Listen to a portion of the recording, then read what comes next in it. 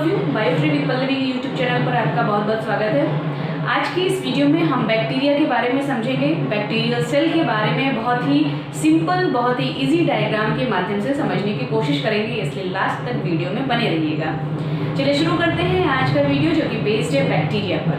अगर हम बैक्टीरिया को देखें, यानी टर्म बैक्टीरिया की बात करें, तो शब्द बैक्टीरिया को सबसे पहले यूज करने वाले जो व्यक्ति हैं उनका नाम है एहरेनबर्ग। एहरेनबर्ग नाम के साइंटिस्ट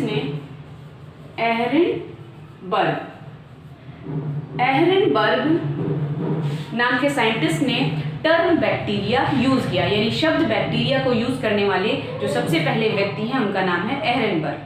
लेकिन father of bacteriology Robert Koch को माना जाता है। बैक्टीरियोलॉजी यानी कि साइंस की वो ब्रांच जिसमें हम बैक्टीरिया की स्टडी करते हैं, बैक्टीरियोलॉजी कहलाती है। जबकि father of microbiology Louis Pasteur को माना जाता है। माइक्रोबायोलॉजी यानी कि साइंस की वो ब्रांच जिसमें हम माइक्रोब्स की या माइक्रो ऑर्गेनिज्म की या माइक्रो बैक्टीरिया की स्टडी करते हैं, जिन्हें हम नेकेड आई से नहीं देख सकते हैं। उनको देखने के लिए हमें इलेक्ट्रॉन माइक्रोस्कोप या सिंपल माइक्रोस्कोप की ज़रूरत होती है। उनको देखने के लिए हम यूज़ करते हैं। तो साइंस की वो ब्रांच जिसमें हम माइक्रो ऑर्गेनिज्म या नैनो ऑर्गेनिज्म की स्टडी करते हैं, उन्हें माइक्रोबायोलॉजी कहा जाता है। तो father of microbiology Louis Pasteur को माना जाता है। अब बात करते हैं बैक्टीरियल सेल की, यानी कि बैक्टीरिया दिखता कैसा है। अगर हम बैक्टीरिया के स्ट्रक्चर की बात करते हैं तो बैक्टीरिया दरअसल दो तरह के लेयर से मिलकर बना होता है। एक आउटर लेयर जिसे आप देख रहे होंगे सेल वॉल के फॉर्म में, और इनर लेयर जिसे कि आप देख रहे होंगे सेल मेम्ब्रेन या प्लाज्मा मेम्ब्रेन जिसे कहते हैं के फॉर्म में। बैक्टीरिया की जो आउटर लेयर होती है वह सेल वॉल कहलाती है, जबकि बैक्टीरिया की जो इनर वॉल होती है या इनर मेम्ब्रेन होती है उसे सेल मेम्ब्रेन कहा जाता है।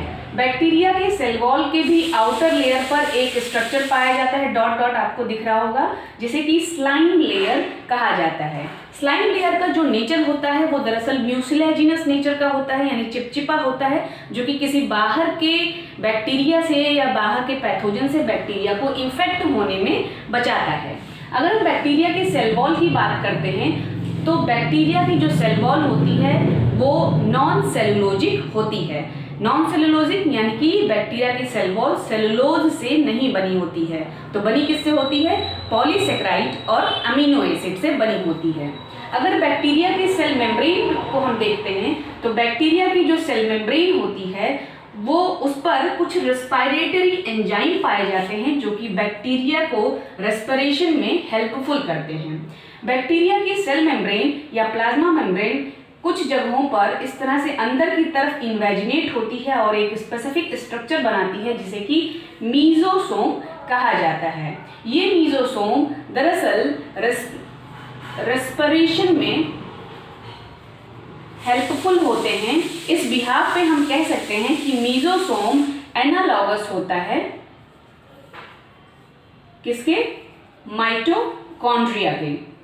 ठीक, बैक्टीरिया में माइटोकॉन्ड्रिया नहीं पाया जाता है। माइटोकॉन्ड्रिया के बिहाफ पे मीजोसोम पाया जाता है जो कि रेस्पिरेशन में हेल्पफुल होता है। इसीलिए बैक्टीरिया में पाए जाने वाले मीजोसोम को एनालॉगस या सिमिलर किसके माना जाता है? माइटोकॉन्ड्रिया के। बैक्टीरिया के अंदर यानी सेल मेम्ब्रेन के अंदर साइटोप्लाज्म पाया जाता है। एक फ्लूइडी सबस्टेंस होता है जिसमें कि साइटोप्लाज्मिक स्ट्रीमिंग नहीं पाई जाती है। बैक्टीरिया के साइटोप्लाज्म में कुछ सेल ऑर्गेनेल्स पाए जाते हैं जो कि नॉन मेम्ब्रेनस होते हैं, यानी कि उनमें आउटर मेम्ब्रेन नहीं पाई जाती है। इसमें हम सबसे पहले बात करते हैं प्लाज्मिड की। साइटोप्लाज्मिक जो प्लाज्मिड पाया जाता है वो दरअसल जेनेटिकली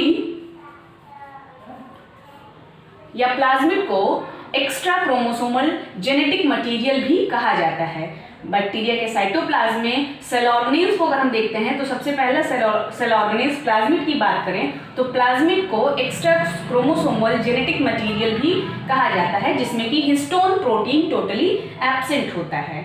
दूसरे सेल ऑर्गेनेल्स की अगर हम बात करते हैं तो बैक्टीरिया के साइटोप्लाज्म में न्यूक्लियस पाया जाता है जो कि प्रिमिटिव न्यूक्लियस होता है, यानी कि इसमें सेल मेम्ब्रेन या न्यूक्लियर मेम्ब्रेन नहीं पाई जाती है, इसीलिए इसे फाल्स न्यूक्लियस भी कहा जाता है। बैक्टीरिया में जो न्यूक्लियस पाया जाता है उसमें न्यूक्लियर मेम्ब्रेन नहीं पाई जाती है, इसलिए झूठा न्यूक्लियस ये कहलाता है और इसी को प्रोक्रोमोसोम भी कहते हैं।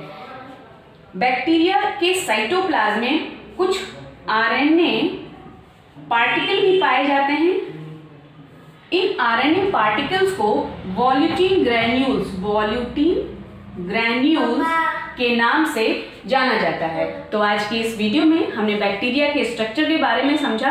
नेक्स्ट वीडियो में हम टाइप ऑफ बैक्टीरिया के बारे में समझेंगे।